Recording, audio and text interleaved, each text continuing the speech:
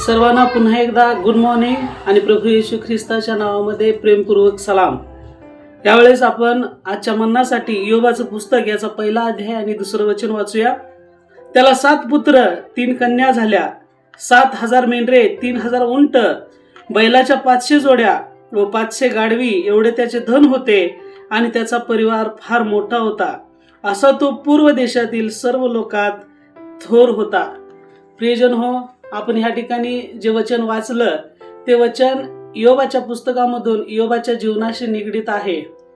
फार आशीर्वादित असं कुटुंब योबाचं परमेश्वरानं राखलेलं होतं, परंतु ज्या क्षणी आपला वैरी सैतान ह्याची दृष्टी योबावरती पडली त्यावेळेस कालांतरानं हळूहळू एक दिवस असा आला की हे सर्व योबापासून दूर होत गेलं।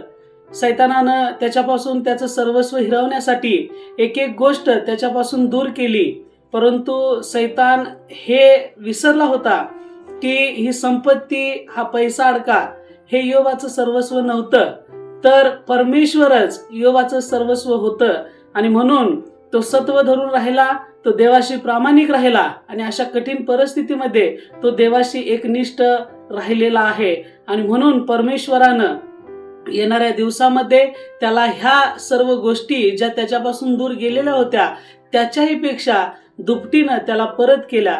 प्रियजन हो, आपल्याला एक गोष्ट लक्षात घ्यावी लागेल की आज सैतान आपल्या समोर अशा अनेक कठीण परिस्थिती आणून उभा करण्यासाठी तयार आहे, परंतु आपण जर परमेश्वराशी एकनिष्ठ असू आणि परमेश्वराला धरून जर आपलं जीवन असेल तर परमेश्वर आपल्या जीवनामध्ये आशीर्वाद केल्या वाचून राहणार नाही।